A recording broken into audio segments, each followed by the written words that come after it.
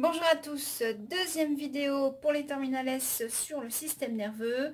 Après avoir vu le réflexe myotatique, nous allons nous intéresser au message nerveux. Quelle est sa nature? Comment est-il transmis? Allez, vous êtes prêts? C'est parti!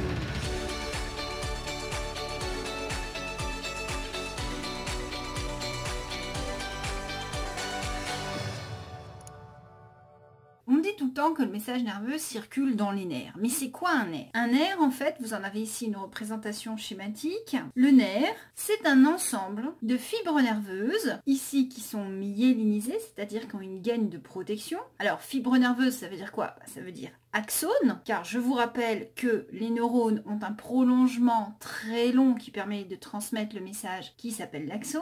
Et ces fibres sont regroupées en faisceaux de fibres, donc nerveuses, des petits groupes de fibres. Le tout est enroulé dans du tissu conjonctif, c'est-à-dire du tissu de maintien. Et pour alimenter tout ça, apporter oxygène, glucose, etc., bien sûr, il faut des vaisseaux sanguins. Donc dans un nerf, vous avez des fibres qui transmettent les messages dans les deux sens. Souvenez-vous, le schéma du réflexe myotatique, où vous avez donc des fibres motrices et des fibres sensitives. Les fibres motrices quittent les centres nerveux pour aller aux muscles et les fibres sensitives quittent les récepteurs sensoriels pour aller au centre nerveux.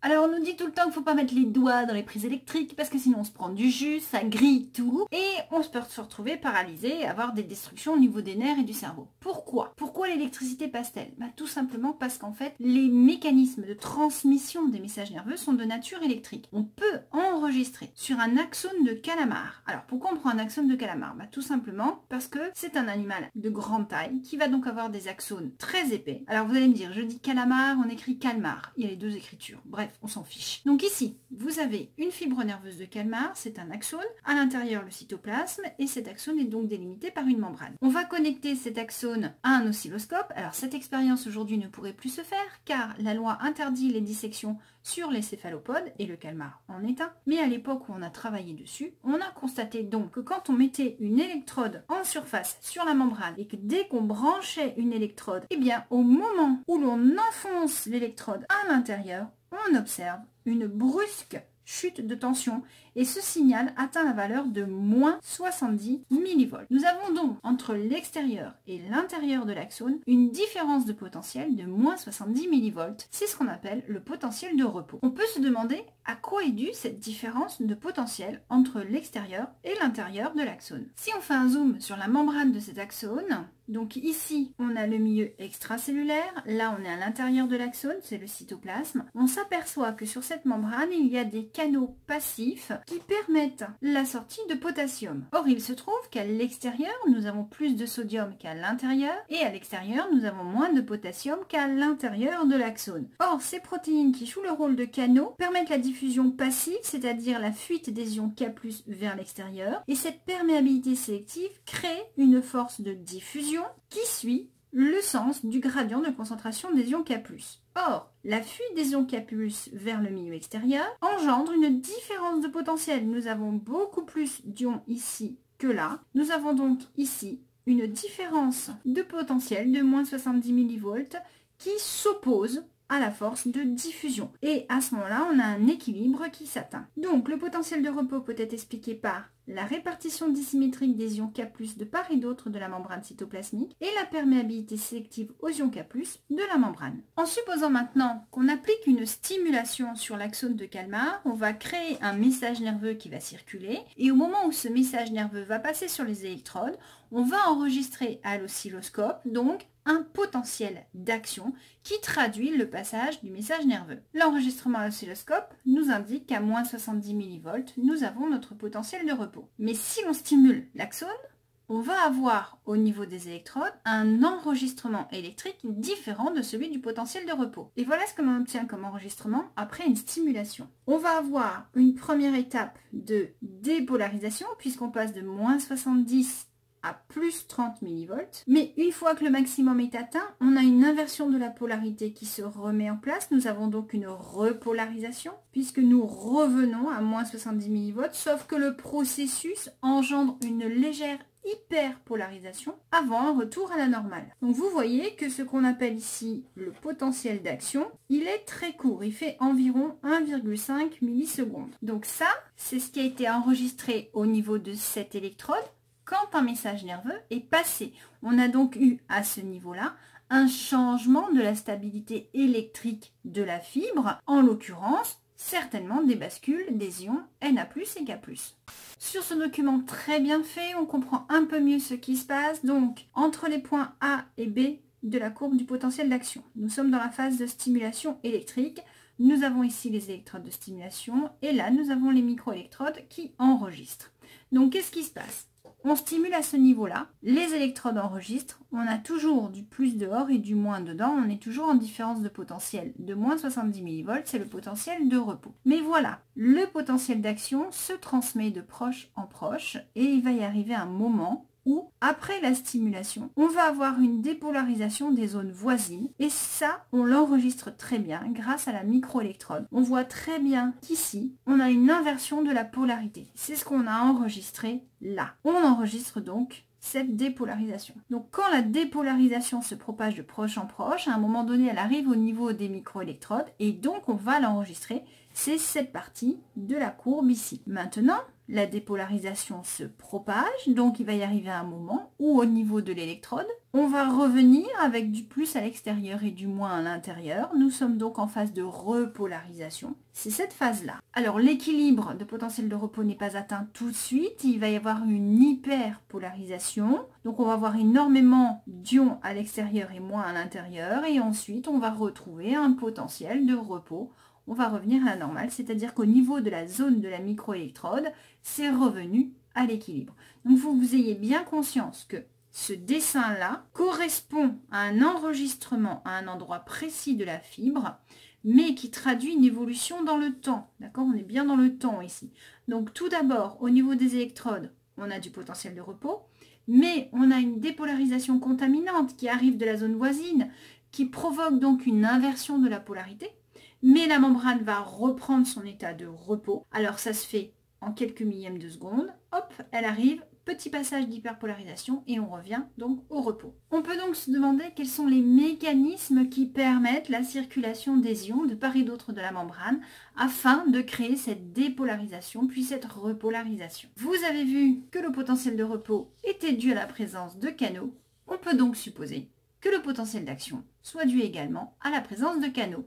Alors qu'est-ce qui se passe quand on stimule la fibre? On va ouvrir des canaux à sodium, ce qui veut dire que le sodium du milieu extracellulaire va rentrer à l'intérieur du milieu donc intracellulaire. Ce qui veut dire qu'on va inverser la tendance, on va donc charger positivement l'intérieur de l'axone. On va donc passer de moins 70 millivolts à plus 30, c'est la phase de dépolarisation. Mais voilà, l'entrée des ions sodium provoquant la dépolarisation déséquilibre le tout. Les canaux potassium à ce moment-là vont s'activer et on va avoir sortie de K+.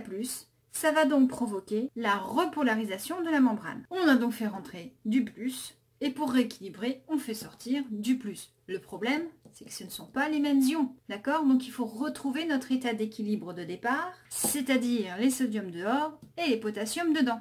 Il faut donc faire sortir les sodiums et rentrer les potassiums. Et ça, c'est le rôle de la pompe NAK-ATPase. Alors, on l'appelle NAK-ATPase parce qu'elle fait circuler les ions sodium et potassium et qu'elle consomme de l'ATP, c'est-à-dire que pour avoir de l'énergie pour forcer les ions sodium à sortir, elle va casser une molécule d'adénosine triphosphate pour dégager un phosphate inorganique et avoir donc une molécule d'adénosine diphosphate. Et en cassant finalement ce phosphate inorganique, elle casse une liaison, elle récupère de l'énergie. Et cette énergie va lui permettre donc de transférer les ions sodium dehors et les ions potassium à l'intérieur. Voilà comment, après la repolarisation par les sorties des K+, on va retrouver un état de potentiel de repos à l'équilibre grâce à la pompe NAK-ATPase. Alors tout ce mécanisme ne se mettra en place que si la stimulation de départ est suffisamment importante pour dépasser ce qu'on appelle un seuil de dépolarisation. Si la stimulation ne permet pas de faire rentrer suffisamment de sodium pour provoquer donc une dépolarisation, le potentiel d'action ne naîtra pas. Il faut atteindre un certain seuil de dépolarisation pour que le potentiel d'action naisse. Par contre, le potentiel d'action sera toujours au maximum de plus 30 mV. Donc toutes les dépolarisations inférieures au seuil de dépolarisation ne seront pas transmises. Elles ne seront pas propagées de proche en proche à la partie voisine de l'axone, là où on a stimulé. Par contre, à partir du moment où un potentiel d'action est né, on constate qu'à un endroit donné, il y a une dépolarisation, ça provoque la dépolarisation de la zone voisine, qui provoque la dépolarisation de la zone voisine. Bref, l'effet domino. Alors, il existe deux sortes de fibres nerveuses. Les fibres nerveuses qui ne sont pas myélinisées et celles qui possèdent une gaine de myéline. Alors, la gaine de myéline, qu'est-ce que c'est? Ce sont des cellules particulières qui vont s'enrouler autour de l'axone. Alors ça ressemble à quoi? Ça ressemble un peu à une pâte feuilletée du commerce qui est enroulée. Vous voyez ce que je veux dire? Sauf qu'au milieu, vous imaginez une baguette en bois. Au milieu de la pâte feuilletée enroulée, la baguette en bois, c'est la fibre nerveuse. Et la pâte feuilletée enroulée, c'est la gaine de myéline. Bref, on a des neurones sans gaine et des neurones avec gaine.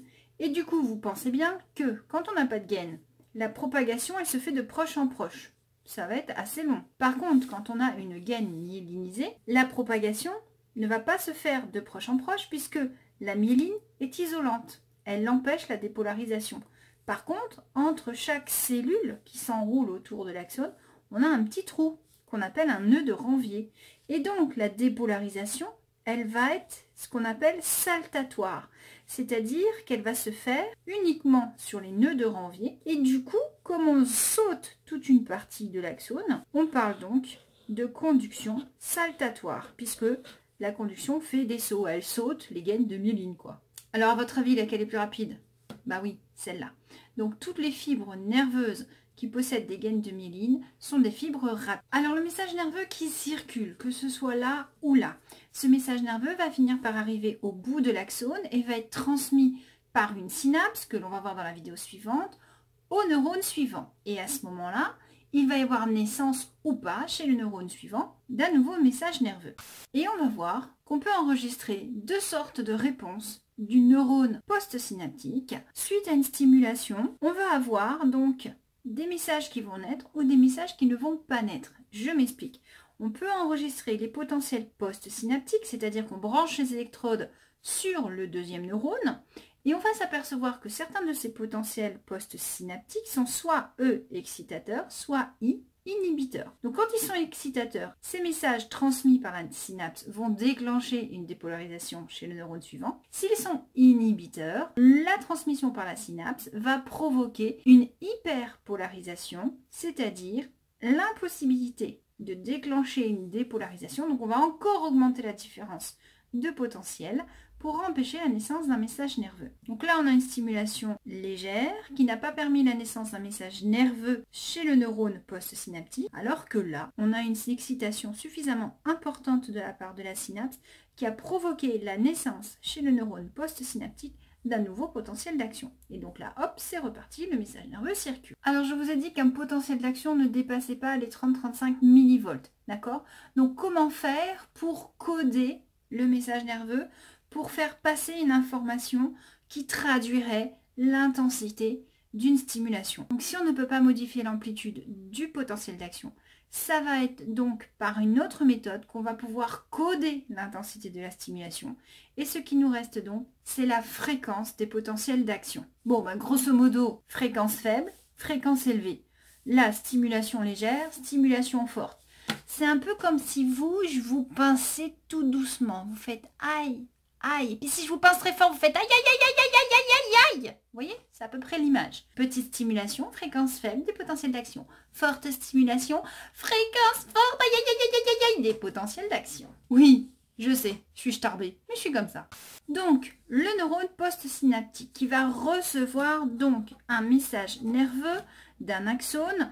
Il va y avoir donc transmission au niveau de la synapse, donc ça je vous rappelle vidéo suivante. Naissance ici de potentiel d'action et on va donc avoir potentiel d'action qui vont circuler. Maintenant, on a au niveau de ce neurone postsynaptique ce qu'on appelle une sommation temporelle, c'est-à-dire que dans le temps, plus il reçoit de neurotransmetteurs de la part de la synapse, alors oui, neurotransmetteurs, hein, même si on n'a pas fait la vidéo, ça doit vous dire quelque chose, vous l'avez appris en première S. Donc ici, on a une sommation dans le temps qui va être à l'origine de la naissance des potentiels d'action et de leur fréquence. Maintenant, supposons que notre neurone reçoive des informations de deux axones, un axone excitateur et un axone inhibiteur. On va donc avoir, en plus de la sommation dans le temps, ici une sommation spatiale. On a donc plusieurs combinaisons possibles. Vous avez ici l'activité des neurones, excitateur, inhibiteur, et le résultat concernant le potentiel membranaire. Aucune activité sur le neurone excitateur, aucune activité sur le neurone inhibiteur, pas de stimulation, on reste au potentiel de repos. L'excitateur s'active, l'inhibiteur ne s'active pas, on a un potentiel postsynaptique excitateur, on va avoir une dépolarisation, naissance d'un message nerveux. Ici, ça ne s'active pas, par contre, l'axone du neurone inhibiteur envoie un message, on a donc un PPSI, une hyperpolarisation. Le neurone va être en hyperpolarisation, il va être certainement à moins 90 millivolts, donc ça va être très difficile de l'exciter pour créer un potentiel d'action. Par contre, si les deux synapses sont actives, la synapse excitatrice et inhibitrice, on va avoir une addition des deux. Et vous voyez qu'on va avoir une dépolarisation qui va être plus faible. Normal, toi, je t'excite, je te provoque une dépolarisation, mais moi, je te mets un produit qui t'empêche de dépolariser. Ben, on fait moite-moite. Hein. Dépolarisation plus faible. Donc, pas de message. Donc, on récapitule. Un message nerveux, qu'est-ce que c'est? Ça correspond à un potentiel d'action qui se propage de proche en proche sur la membrane de l'axone, que le codage du message nerveux ne se fait pas en amplitude du potentiel d'action, puisque celle-ci est fixe, mais se fait en codage de fréquence du potentiel d'action, et que le potentiel d'action ne se formera que s'il dépasse un certain seuil de dépolarisation.